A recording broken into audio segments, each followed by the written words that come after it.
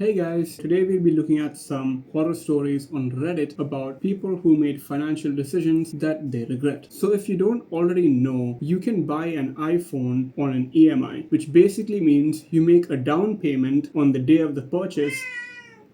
My cat, one second. Wanna go outside? Yeah. Okay, so you basically make a down payment on the day of the purchase. It might be 5%, 10%, 20% the price of your iPhone. And then over the next few months to few years, you pay a certain amount every month. It might be 1,000 rupees, it might be 4,000, it might be 10,000. It depends on how big your down payment is. So for perspective, this is how much you can expect to pay a month on an iPhone 17 Pro. Great. Now that we've established some important context, let's begin to read these Reddit horror stories of iPhone purchases. So this one is called Shocked Over How Much People Are Spending on iPhone EMIs. Just had an Amazon delivery guy deliver something at my home. While making the payment, I noticed the guy was rocking an iPhone 17 Pro Max. What was crazier was when I asked him how much he was paying on EMI for it, he said he was paying about 3,700 a month. That was strange because the max tenure for a consumer loan EMI is 24 months and 3.7k a month wouldn't be enough. So I asked him how long the tenure was and how he got it. He says he took a personal loan for 5 years to buy the iPhone. That is that is insane. Imagine paying for your phone for 5 years of your life. 5 years is a time period during which a lot of things will change. You might meet someone, you might get married, you might change jobs, you might change cities. To be paying a loan on your phone for the entire 5 year period. So keep in mind, we're talking about a phone that costs about as much as an entry-level Royal Enfield motorcycle, which is a lot of money for a phone. I mean, if you look at Androids, the value proposition of an iPhone next to an Android is usually pretty bad. Anyways, let's continue. All of my office boys use iPhones while I am using a lava phone. Now, if you don't know, a lava phone is basically a very affordable Android, and even the best ones are well below the base price of an iPhone. I mean, kudos to this guy. You're saving lots of money. Using a 10-year-old Asus Zenfone selfie phone, my dad's old phone, while writing this, just realized I never had a new phone for myself. Every time it's been dad's, elder brothers, mom's old phones. I mean, good for you. It means you never had to pay too much out of your wallet. It means you've got more money for emergencies. I actually have a friend from college who rocked an Android phone for over 5 years with no issues. The only reason he replaced it was because something broke. And that was with a 14,000 rupee smartphone. Basically, you don't need an iPhone. Hey, whatever makes people happy.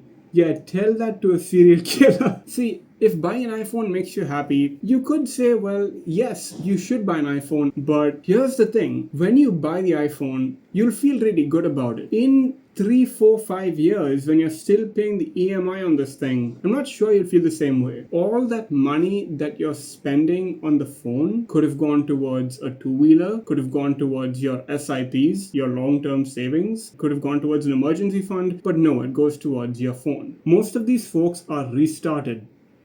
I'm gonna assume he means retarded. They have no idea what impulsive and emotional buying is. As long as they can pay this month's EMI, they think they can afford it. Wait till things go south. Living on the edge is thrilling, but risky as well. Personal loan for a depreciating asset and a thing which is not a necessity or an emergency is just not smart. I completely agree with this comment. I think anything that you buy, there should be a function to it mostly. If you're buying something for emotional reasons, it shouldn't be a significant proportion of your income or savings, because again, it's not actually functional, it's just emotional. For example, if you get a promotion, you want to celebrate, so you take your family out for dinner and eat at a nice place. Yes, makes sense, because first of all, you got a promotion, but more importantly, there is a genuine reason to spend some extra money and have a nice time. Whereas with an iPhone, it's important to understand, again, next to an Android, you're getting pretty much the same functionality, and while it's much nicer on iPhone, iPhones are really good to use, don't get me wrong, they're not necessities. Moving on, to some extent I feel it's not their fault. Our education system should include personal finance in the school curriculum. The concepts of debt and liability should be taught at an early age.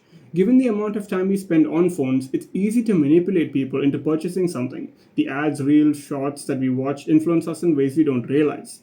I've seen people buying second-hand broken screen iPhones for a price they could get a new decent Android phone. It's just the FOMO and the logo. If you can afford it, why not? If you want to make a living with it, content creators, why not? But for an average Joe who just scrolls reels endlessly and watches YouTube videos, I don't think it's a wise decision. Sure, the Indian education system, there's a lot of problems with it, but one of them is that they don't teach the things that you should know. What proportion of your monthly income should an EMI be? What proportion of your savings should you spend on a one-time long-term purchase like a car? What's a good loan deal? What's a bad loan? How do you save for your child's future education? These are things that for some reason our education system just does not even mention. And so I can see where he's coming from. For a lot of people, all they know is, well, 3,700 is below my monthly income, so that means I can afford this iPhone because I can pay the amount. What they don't think about is the opportunity cost of that money. Could it be spent better somewhere else, like an investment where it compounds interest? I think it is partially a systemic flaw where so many people have this naive view of money that, oh, if it's below my income, I can afford it. No, but there are actually people out there who think like this. Yeah, it's sad, but it's also true. So yeah, it's kind of sad that we live in this reality where there are so many people out there who don't know any better and end up getting themselves into almost life-changing amounts of debt for something they don't even need. And this is just